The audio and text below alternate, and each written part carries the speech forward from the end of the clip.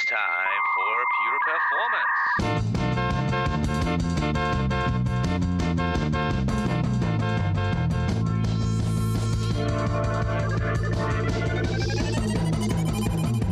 Get your stopwatches ready. It's time for Pure Performance with Andy Grabner and Brian Wilson.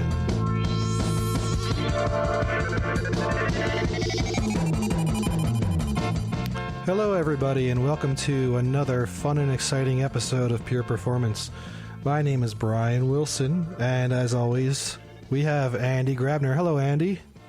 Hey, Brian. It's been a while since we've last recorded because I've been gone for a while. I know that doesn't matter to the audience because they keep hearing the episodes. They keep coming on, I think, bi-weekly schedule now. Is that what we have? Yeah, a couple of others inserted in between just because we had to squeeze them in. But yeah, pretty much bi-weekly with some special shows. Yeah, well, I'm happy to be back. It's the summer is getting towards an end, but not at the end yet. And I had a fantastic, fabulous time in Europe the last 3 weeks. I got some tan. I got the chance to dance with my girlfriend in Slovenia at the Salsa Congress. Wow. And then visited. Yeah, it was really cool, actually. And but now back to reality, back to performance.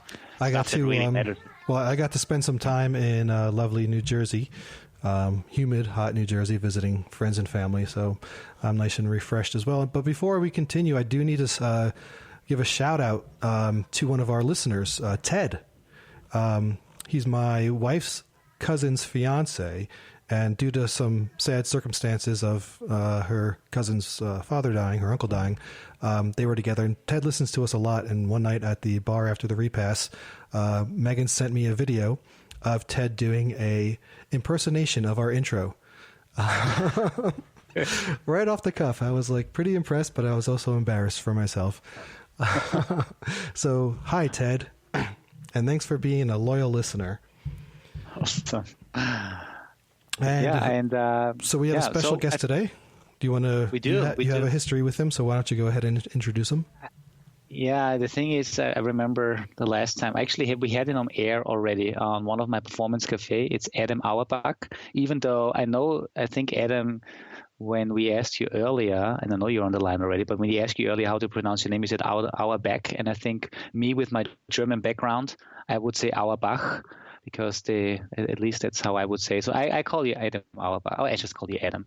But Adam and I have a history because I think, Adam, we met last year at Velocity, and since then I've just happened to bump into you at different conferences. You've been promoting a topic that is dear to my heart, which we will be talking about a lot, which is continuous testing, continuous performance, and speeding up the pipeline by pushing performance early in the life cycle. And without further ado, I don't want to, because I think you can introduce yourself better. Adam, welcome to Pure Performance, and maybe you want to give the listeners a little background about yourself, what you do and what drives you, and then we go right into the topic. Awesome. Thanks, Andy, and thanks, Brian, for having me. So Adam Auerbach, I work at Capital One. I am a Senior Director of Technology, and I lead the enterprise group, advanced testing and release services for Capital One. And so our big mission is enabling continuous testing, continuous delivery for our feature teams. My background has mostly been in the testing profession for over 15, 16 years now, and I've been at different banks and whatnot, and have gone through different transformations, but over the last 4 years, I've been at Capital One, and we've been on just a magical journey, which started with our agile transformation, and then moved into DevOps and continuous testing, continuous delivery, and now we have teams that are actually living that dream, which is pretty exciting. So I'm happy to be here and happy to talk about this with you guys. Excellent. Awesome. And so now this is actually an interesting, you mentioned something very interesting. It's the transformational process. And you said you have a background in testing, and so does Brian as well. We're all testers kind of in our initial profession. But you said you transformed, and you mentioned DevOps, you mentioned continuous delivery. So and I remember the first presentation you gave at Velocity, which for me is something I always reference in my presentations where, and correct me if I'm wrong, but what you said back then is 3 years ago and now probably 4 years ago, you used to be 8 testing teams and you did a lot of manual testing. And now 3 years later, there's no testing teams anymore. And I think you're the only one left now that is doing a lot of mentoring and by basically providing the framework, the tooling, the automation support. And I think that for me was phenomenal. And I think I'm seeing a lot of this transformation also going on with other companies. But did I get that right? Is that kind of the agile movement first that you had? Yeah, that's been a big key. We still have testers. The testers are on teams and they're part of the development organization, and we really have structured around delivering value to our customers.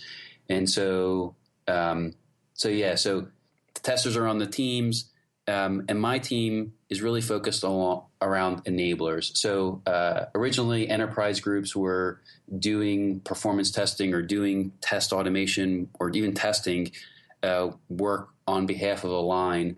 But as we've transitioned to Agile and put everyone on teams, and then we started embracing DevOps, you start to focus on flow, and really having true feature teams being able to deliver quality software early and often.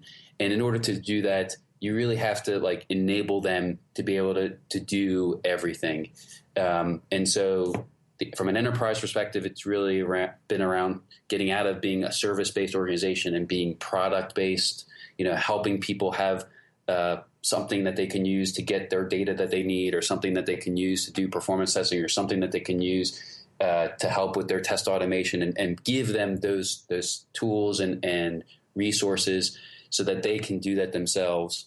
I'm at a testing conference today, the Practical Software Quality and Testing Conference in San Diego, and actually most of my morning has been spent talking to people around, that the future of testing and how testers are still important, but they just have to embrace these technologies, embrace the ability to do these things, where they're able to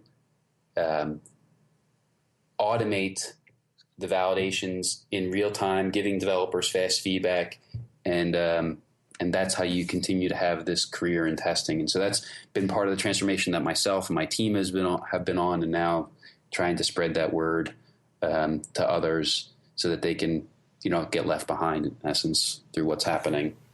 Right. And, sorry, I wanted to ask we often talk about that in terms of leveling up. I'm sure we didn't make up that term, but it's general concept of, if you're a tester, no matter what it is, you have to level up if you're going to keep your job and keep running with this, with these concepts.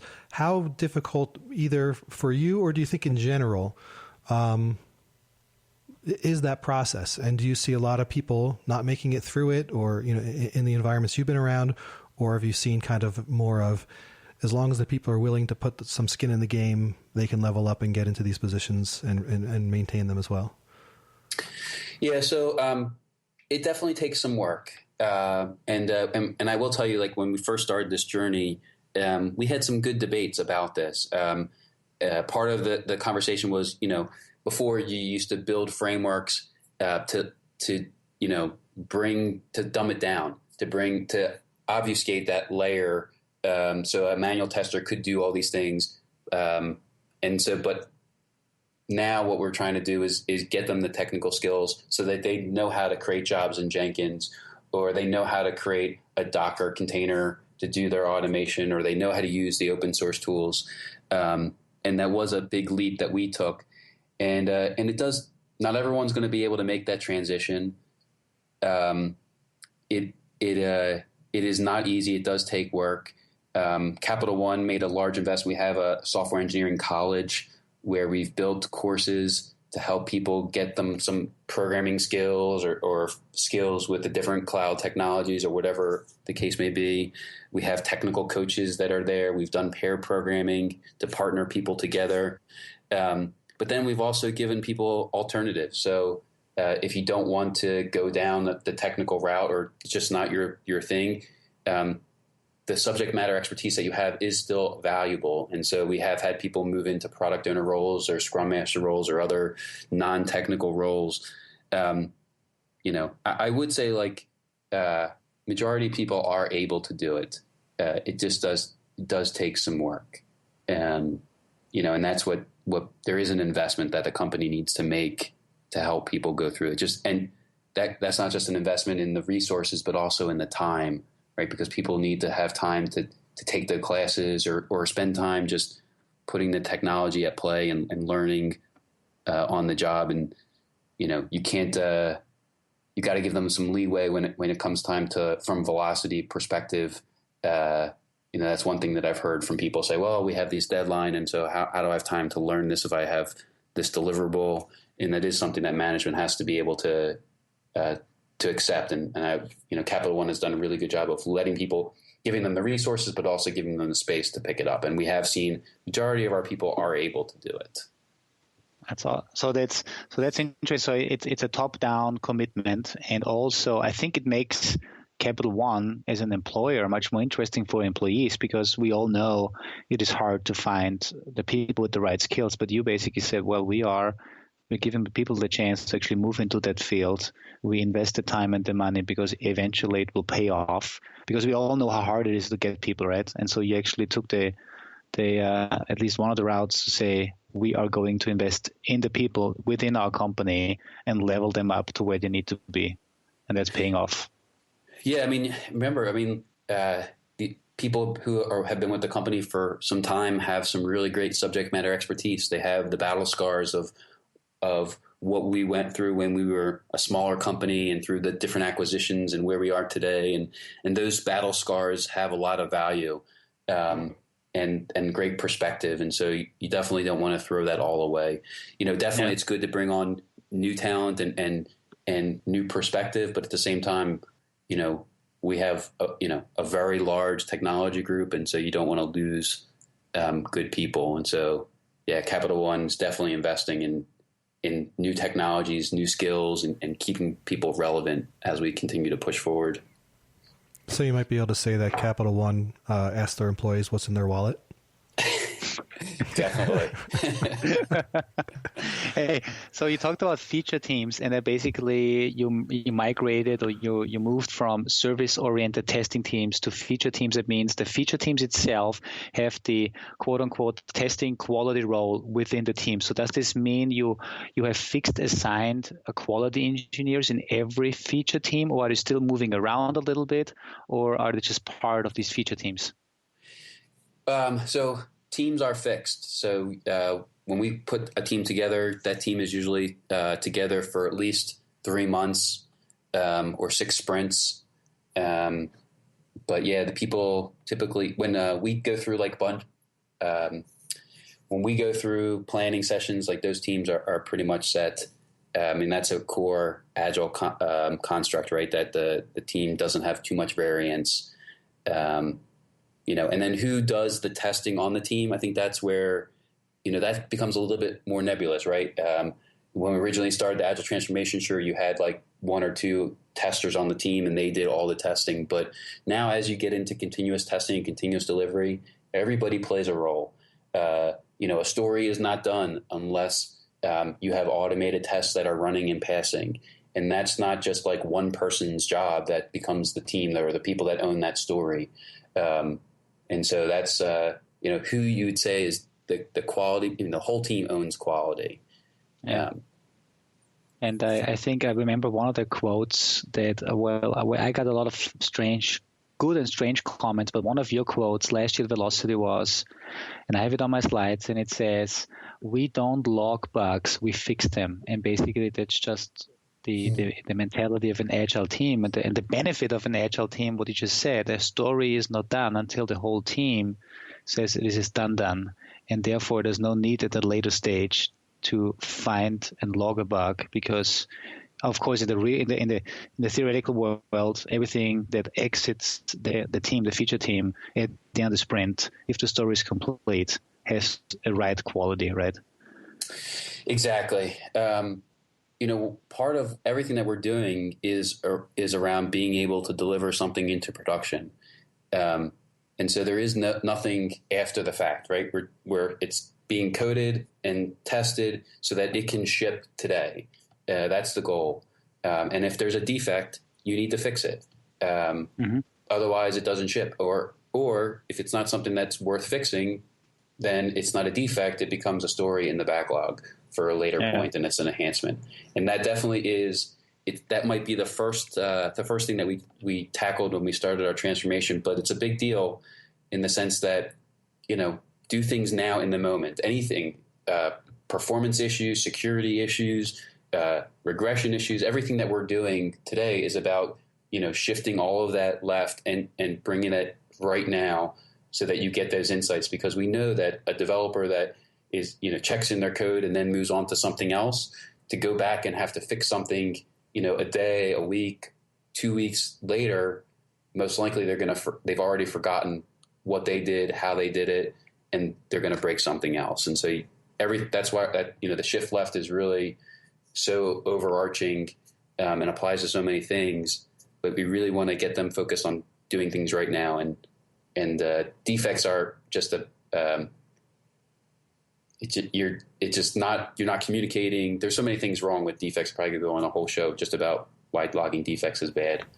But yeah. I wanted to ask about, this is a question, a question on my side that I still haven't satisfactorily wrapped my head around, or maybe not gotten a good answer to, is in terms of, we can look at performance testing and load testing. And as Andy and I have discussed in previous tests, performance testing can be done without load, right? That's where you're taking a look at the performance metrics of a single call or whatever, right? There's a lot that can be done on the left side there. There's a lot that can be done during all the CI components. But when it comes time to a load test, and this is where I always get confused in these more agile DevOpsy CI/CD areas. My specialty in the past was load testing, and it was always a behemoth. It was always, we had all these scripts. We had to make sure they all worked. Sure, we can test an individual component, but we really would always want to test to be complete. We would always want to test the system as a whole, which also, that brought back then the whole problem of, do all the scripts still work and all that. How is load testing being handled, or how do you see that it should be being handled in this kind of scenario? How do you make it from not being a bottleneck? How do you keep it from not being a bottleneck, basically, is where I'm getting at. Yeah, so I think I'll answer, and I know Andy probably has a perspective as well. So from Capital One's perspective, you have to be able to do several different things. And so to your point, when a developer checks in code, there should be some level of performance tests that they can run just at a component level, just to make sure that, the response rates are what they should be and there's been no degradation. And that those types of tests can run pretty quickly. And then using monitoring tools in your non-prod environments has been a great way for us to see. Now, granted, again, it's not load testing. It's still just performance testing and response rates. But it's a great way to get insights while you're exercising the system for your acceptance tests. You're able to get insights into degradation right there.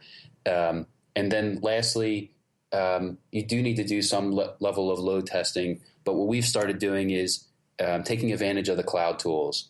So something like Docker, for example, you can take your Selenium tests, you can spin up many Docker containers, and in essence, just ramp up your functional testing to create load.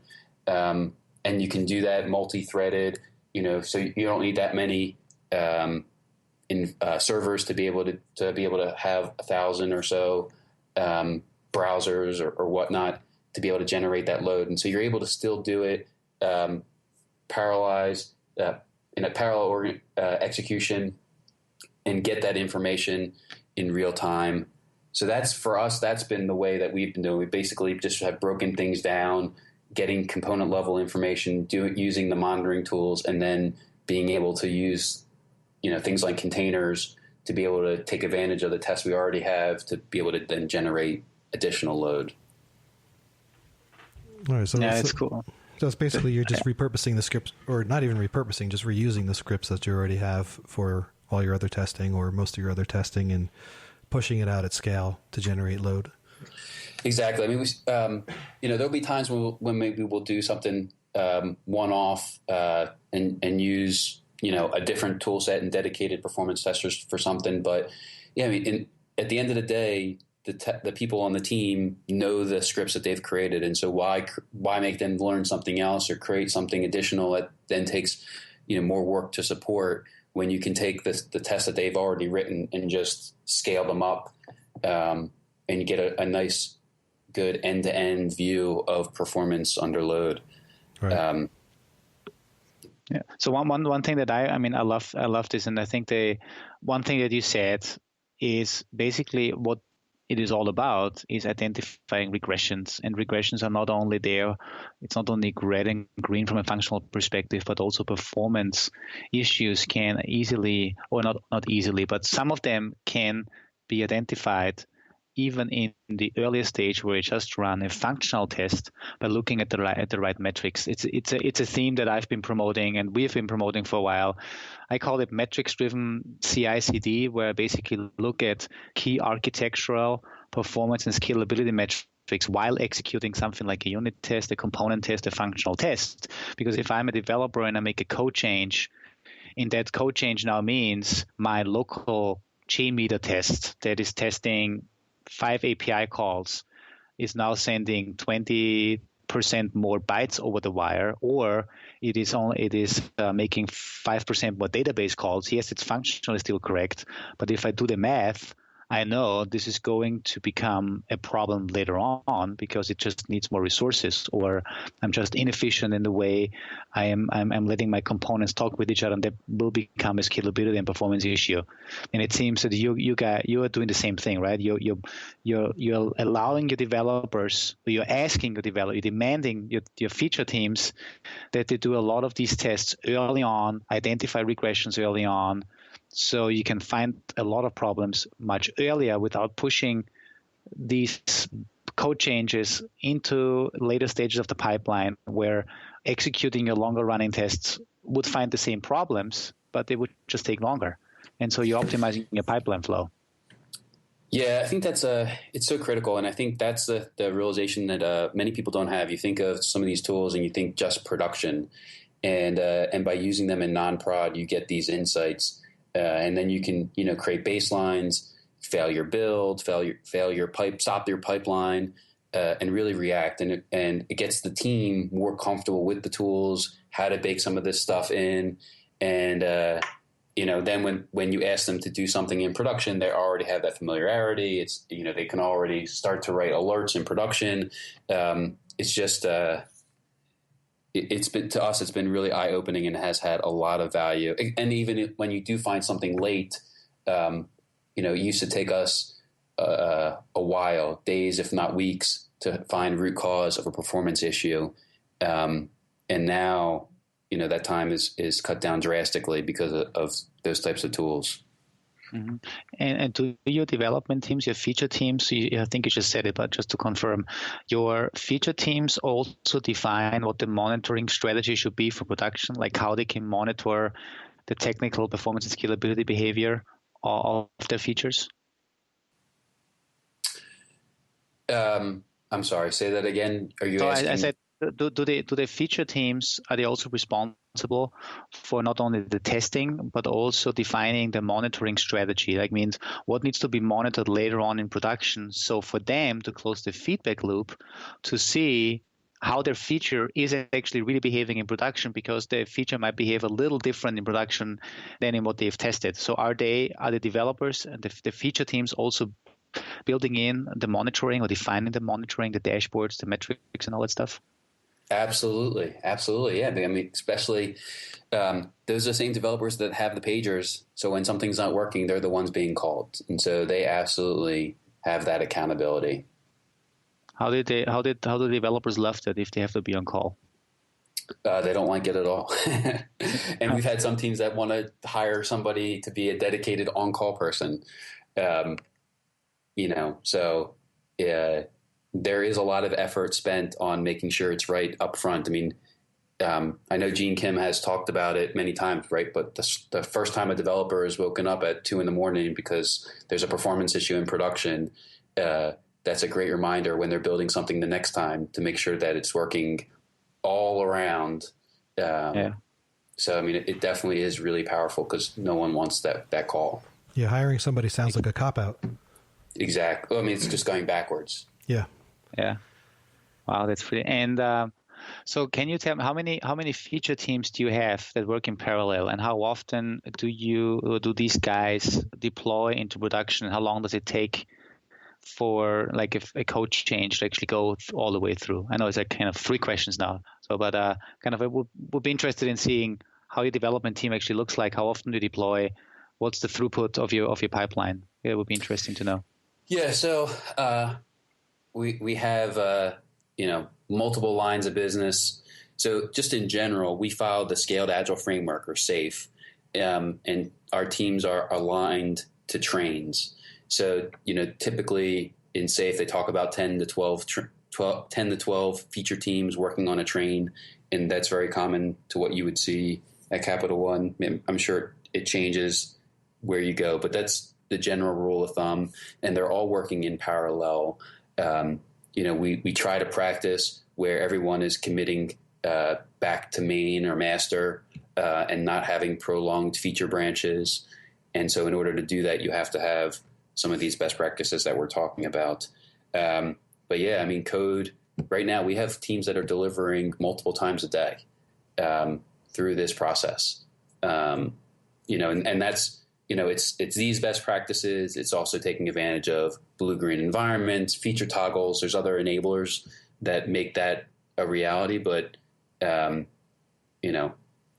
think you definitely could find instances of someone making a commit and then an hour or two later that being in production. Now, whether or not an end user can actually see it and touch it, that might depend on, the other pieces of that feature and, how we're rolling it out, if we're doing canary builds or whatnot. But it's pretty frequent. Mm-hmm.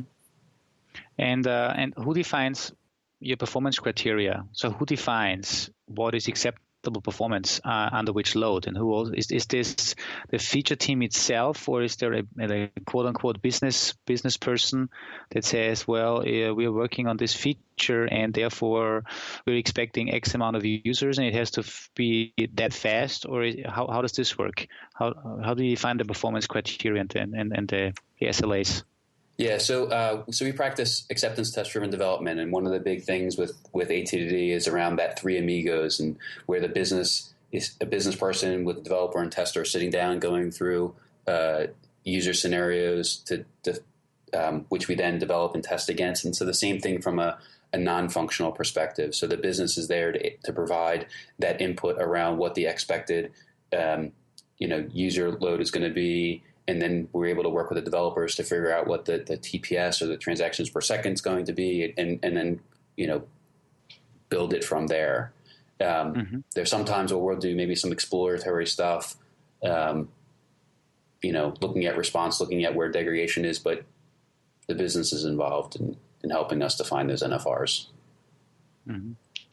Now I opened up my browser here and I found the Hygea framework that you guys put up on GitHub, which I think is an awesome stuff in terms of visualizing your pipelines.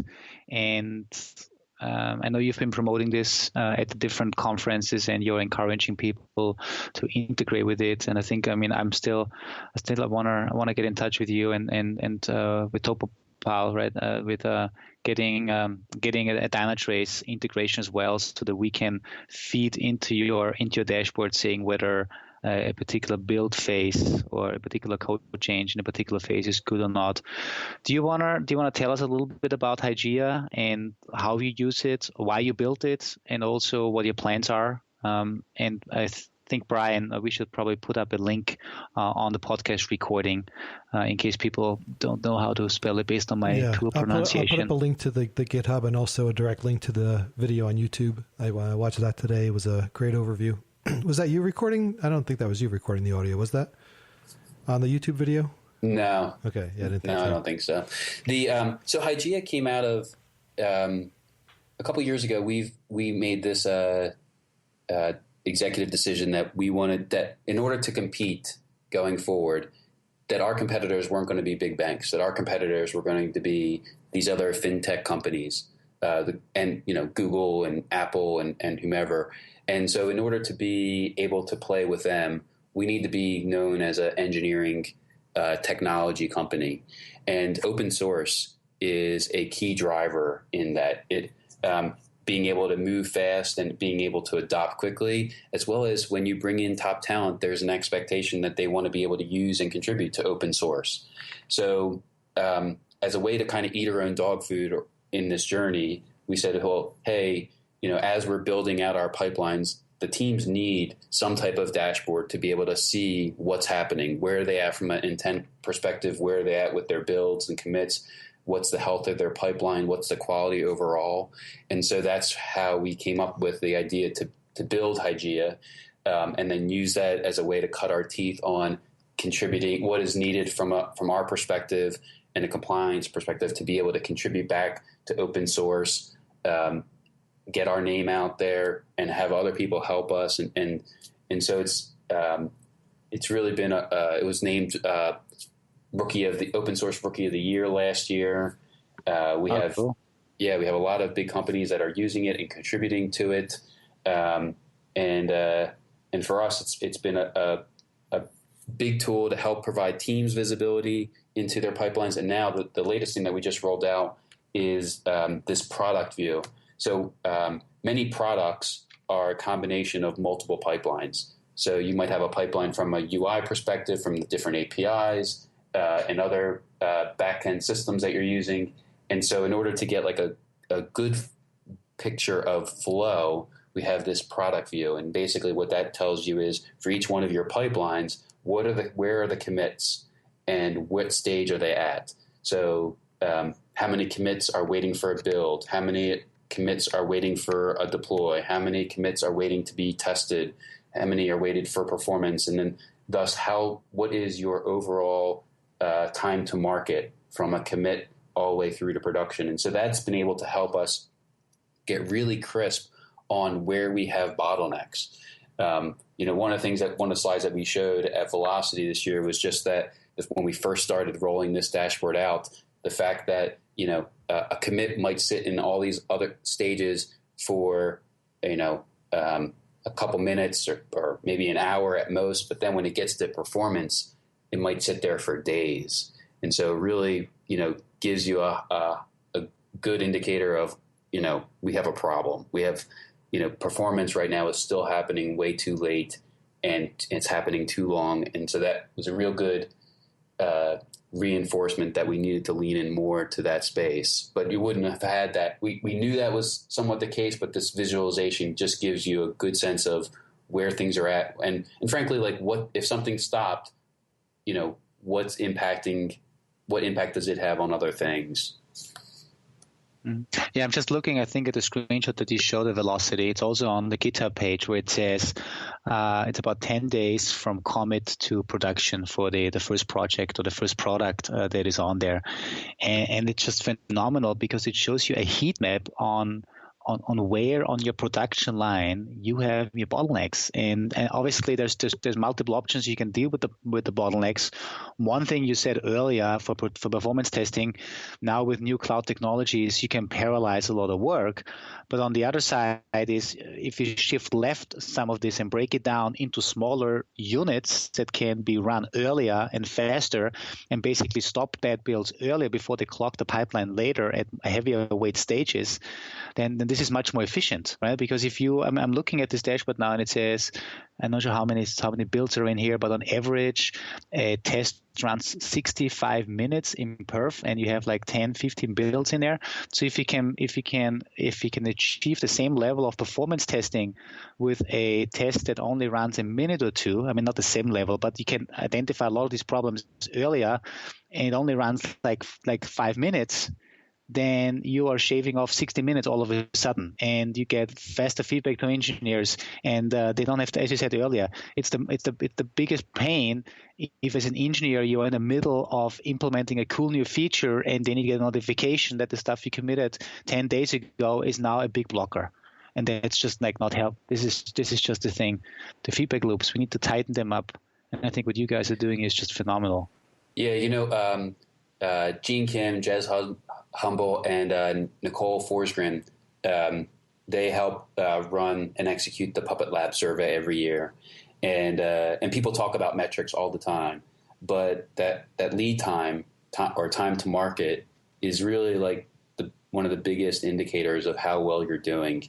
But then how can you get a metric like that then is actionable from a leadership perspective? And this is, how we got to this dashboard, where we can actually dive into like what are the bottlenecks that we're facing.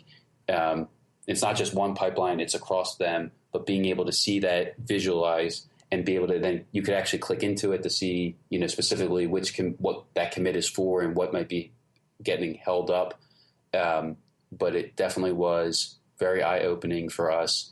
And it, it did shake out other issues, not just, hey, performance testing is bad. We had some other things where, people had poor branching strategies where they had featured branches that lasted a long time and then they got back into main. And again, like their lead time was very long. And so this, it's been very valuable for us. Mm-hmm. And, so I know where you are, and I kind of have an understanding on where you are right now. And I believe Capital One and what you've done, you are, I think, seen by a lot as kind of somebody to follow because you did some great work and you're far ahead of many. But I know you never stop and you never stop to innovate and get better. So what are the next steps? What are the other next big milestones that you want to implement, that you want to change in order to stay ahead of competition, in order to stay flexible and innovative, in order to keep the talent? Any other big projects that you're currently working on or that's coming up? I think right now we're focused on, continuing to roll this out at scale. It's easier to do some of this stuff on greenfield work than it is some of the legacy stuff. And so that's the big mission right now is some of our core banking systems that are older. How do we make sure that these same great concepts can apply to them? So that's some of the things that we have going on now. I think the other thing too is just around open source and how do we continue to make more contributions outside of Hygea. We have another product called Cloud Custodian, which helps you better manage your AWS instances. Right now, we're looking at service virtualization, and we're looking at some of the Chaos Monkey type tools. So I think that's probably the next foray is just a greater presence within the open source communities and contributions from Capital One. Mm-hmm. And so I think what you just said is a problem that many companies face. Obviously, you started all of this, what we just talked about, with some new projects where you had a greenfield experience and you could test new things and you could do things, and now you try to apply that to your, let's say, older legacy enterprise systems. I think this is a big challenge that a lot of people have, like how to get started, and it seems on your case, you also started with some projects where you could actually try something new, and now you try to apply that back. Maybe not all of it, because maybe not every system is can be changed in a way you're doing development here, but at least you apply a lot of the lessons learned to the other systems to make them faster, more agile, and I guess also motivate the people and keep them that are still working on these older projects, right? Yes, absolutely. I mean, the overarching theme of shifting left, removing constraints, being able to get fast feedback early, that applies to everybody. And so what maybe you might not be able to do every single thing that we talked about, but you're able to implement some of those things and still have big impact for your customer. That's one of the other things that we've done as part of this transformation is use things like value stream analysis, where you sit down with a legacy group and you go through like what it takes for business intent to get developed and tested and out the door, and where are they spending time manually doing things and where they have waste. And that's been a really great exercise for us to then be able to put together an action plan of, okay, you have you're spending 25% of your time on your builds and your deployments. Let's focus on that first. Then okay, you have high defect leakage rates. You're spending time after the fact, and you're losing productivity. And this is all done manually. So let's get some stuff automated, and basically you're able to then build out a plan for them and you can show them in their world how this will have impact to them. And that's been a real powerful tool for us to get business commitment, because these things do take money, they do take resources and time, and just generalizing at a high level is one thing, but being able to give someone very specific direction based on their experience has been very powerful for us in making that argument on why they need to do these things. And with one question I had with, I think Andy and I have discussed this in the past. It's something that I think people are starting to think about more, but I haven't seen it deployed too much. Is another metric for an operational metric could be cost of operations. Especially if you're going into public clouds or areas where you can actually track how much you're spending on hardware, network, disk, and all these other components. So that you could see build to build, feature to feature, how much your costs are going up and down. Is that something you've thought about? Is that something you're doing at Capital One? Is that something that's ever been on your radar? It definitely is on our radar. We use it from the sense of, when we first went to the cloud, we weren't as efficient as we should be, meaning we didn't have immutable servers. The infrastructure might not have been all scripted out. And so when there was a patch, there was downtime, servers were always up. The environments weren't very elastic. And so, yes, we did look at those infrastructure costs and very detailed by each one of our platforms and applications. And we use that as a mechanism to then go back and drive best practices. You could get very transparent on people who did things through brute force versus the right way. And so there has been a very big effort on, looking at the costs from a cloud perspective and then translating that back into how well people have engineered their pipelines and their utilization of the cloud to stay as efficient. Because that's, the whole play about going to the cloud is that it was going to be more economical for us than having, these big data centers. But we definitely saw early on that was not the case because of how we implemented it. And so it really is an important metric you have to look at. Do you run, how much stuff do you run in the public cloud as well, or do you build your private clouds? So our CIO, Rob Alexander, has been very public about us moving into AWS. So right now we're still, 1 or 2 years into that journey, but I think at some point the goal is that majority of things are in the cloud, in the public cloud. Yeah. Hey, and to actually, I know it seems questions keep coming, but it's just interesting to have somebody like you there that we can ask questions. So besides the cost effect of, let's say, features that run and software that runs, do you guys also, are the feature teams also monitoring, let's say, which features are used how, which features may not be used, to make a decision later on which features to either kick out if it's not that used, or features to optimize because you see, wow, it's amazing.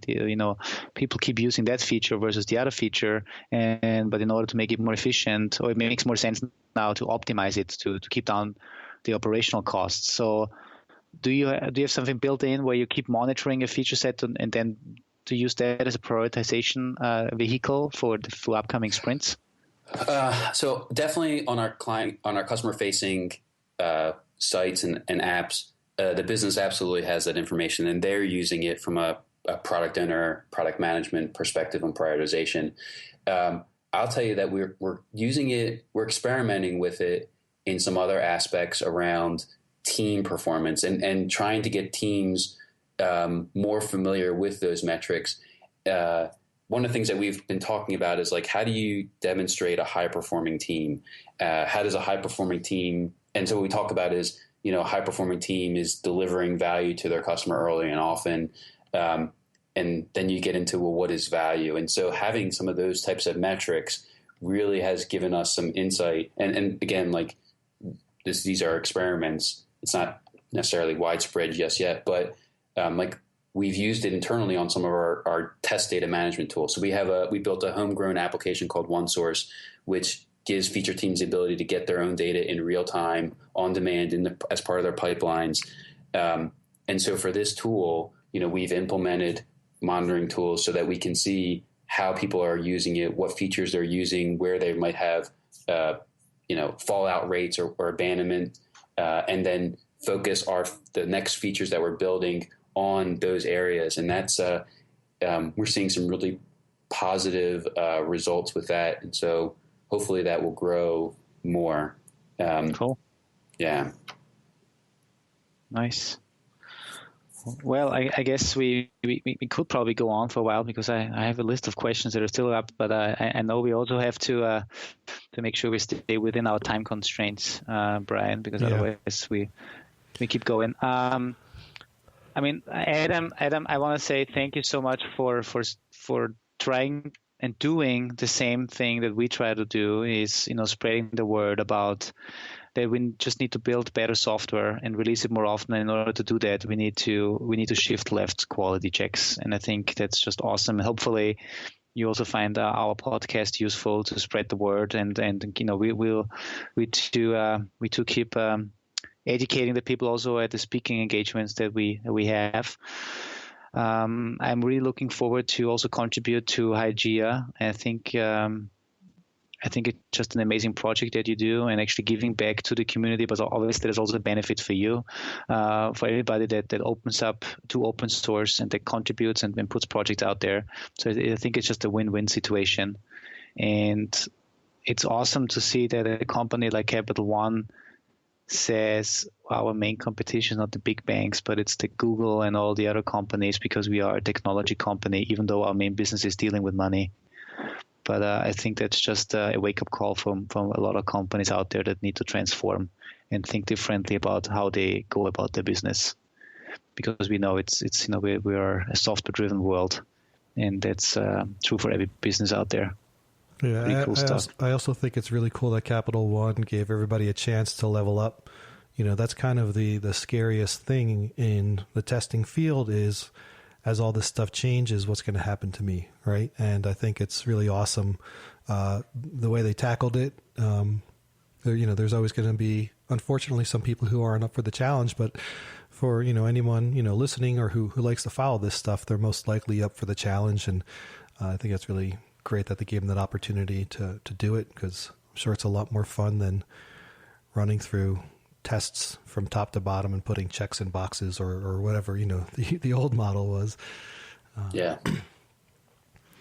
Well, I appreciate you guys having me. Hopefully people find this interesting and educational, and I think to your point, there is a lot of great podcasts, there's books, there is a lot of information out there, and so it's not impossible to transform.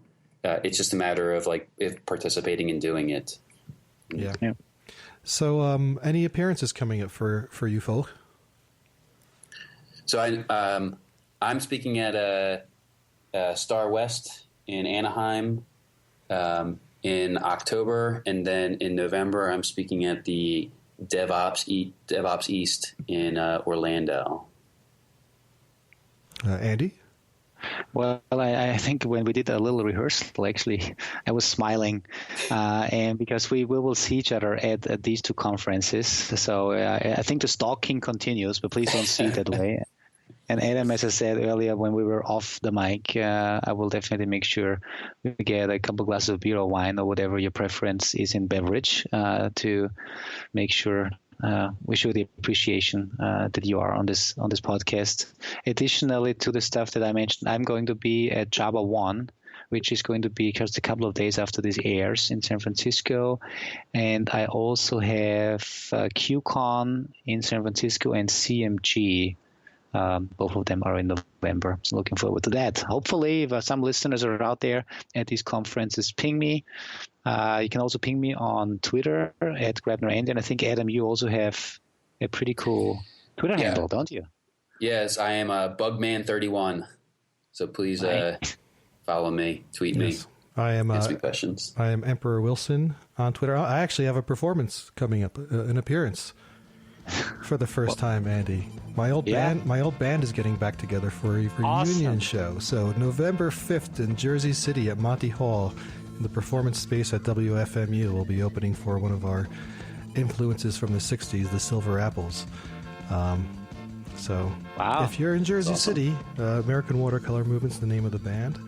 Yeah, I just found out from somebody else that it was officially on, not directly from one of my bandmates, which was kind of funny. They're like, "Oh, I heard you guys are playing." I'm like, "Oh, I didn't know that was official." So yeah, it's not a performance. Well, it is a performance related, but a different kind of performance.